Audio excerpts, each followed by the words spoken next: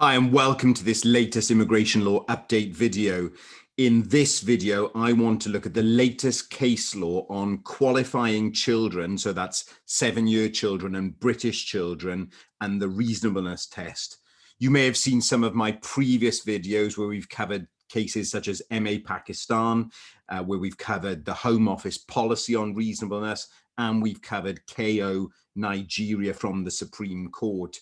This is the latest case, NA Bangladesh, 2021, EWCA Civ 953, and I've put it on my screen.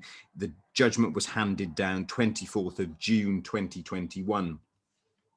As you'll be aware, the qualifying children provisions are both in the rules 276 ADE 1 Roman 4 in respect of 7-year children, and then in respect of parents, they're covered by 117B6 of the 2002 Act. So let's have a look at this case. I'm not going to go into the facts of this Bangladeshi family, but they're set out there in paragraphs 1 and 2. And the judge then sets out the law in respect of 276 ADE in respect of 7-year children and 117B6 in respect of parents. Now, the question that was before the Court of Appeal in this case is set out at paragraph 9, and it was whether the test of powerful reasons to the contrary in MA Pakistan was still good law. So in MA Pakistan, Lord Justice Elias had said that it would not be reasonable for a 7-year child to leave the country unless there were powerful reasons to the contrary. And that had been called the powerful reasons doctrine, as you'll see from paragraph 9. So was this still good law in the light of the Supreme Court's judgment in KO Nigeria? In this case, as you'll see from paragraph 10, the upper tribunal had found that it was no longer good law. So what Lord Justice Underhill does in this case, he reviews some of the case law and says, well, 117B6, look at paragraph 12, has been considered in a couple of cases since KO. That's AB Jamaica and the case of Runa. I've done a video on Runa before. So when looking at the question of reasonableness, it's that simple question of whether it be reasonable for the child to leave. So it's focused on the child alone. And secondly, Runa made it clear that 117B6 is a benevolent provision. What do I mean by that? Well, if you satisfy 117B6, that will be dispositive of the public interest and your Article 8 claim should succeed. However, if you do not meet 117B6, there still needs to be a wider proportionality assessment.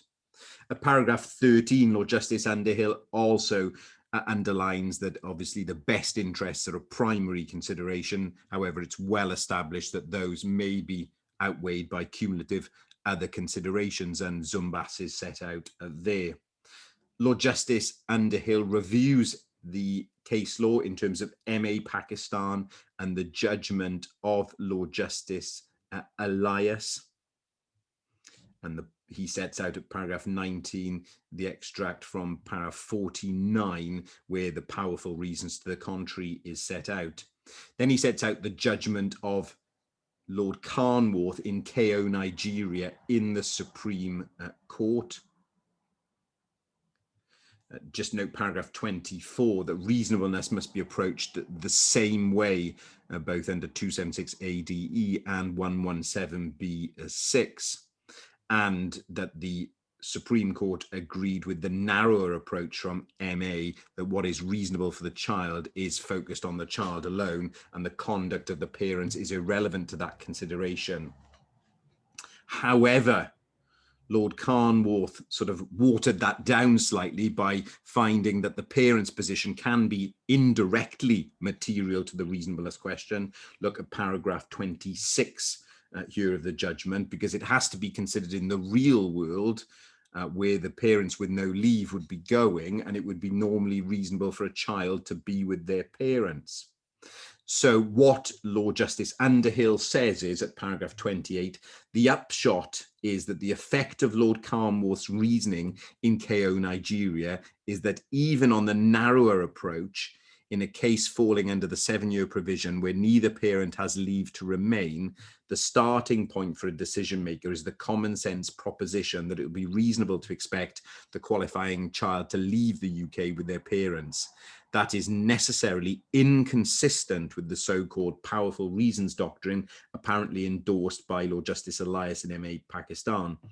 Although Lord Carnwath does not specifically spell that out, that is unsurprising, since he had, at paragraph 14 of his judgment, made it clear that he was going to sidestep detailed commentary on the earlier case law and propose a more straightforward approach. So the conclusions of the Court of Appeal in this case is that they hold that the upper tribunal judge was right to reject the powerful reasons doctrine. So it does not remain good law. So the 7-year provision does not create a presumption in favour of a 7-year child, and thus their parents being granted leave to remain.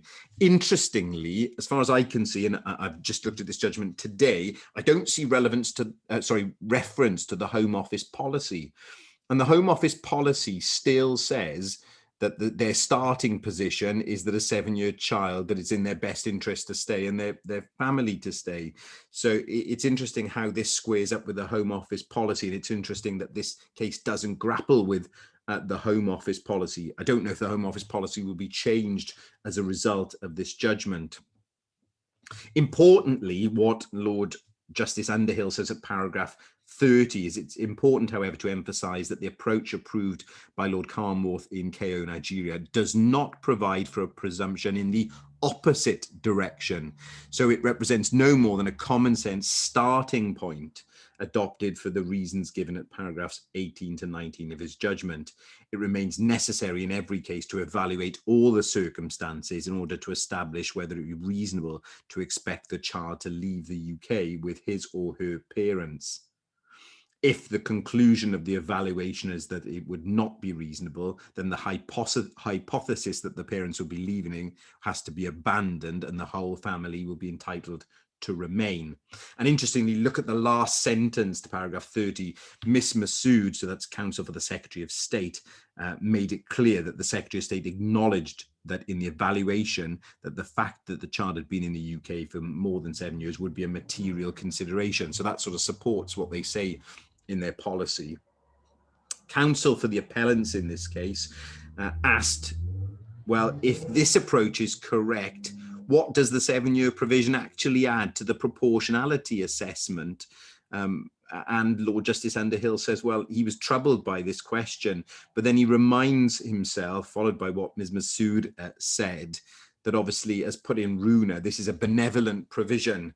So if you satisfy 117B6 or 276ADE, it's dispositive of the public interest, and the consideration, even on the watered down version, where the conduct of the parents is sort of only indirectly relevant, still excludes aspects from the public interest assessment. So it's still more favorable than a full balanced proportionality assessment, where there'd be more things weighing against the family in the public interest side of the balance. So he still says, well, it still has additional value because it still is more than beneficial. There is less weighing against as such. It's just a focus on whether it's reasonable for the child to leave, even if that is following KO Nigeria in the real world, where children would normally follow their parents.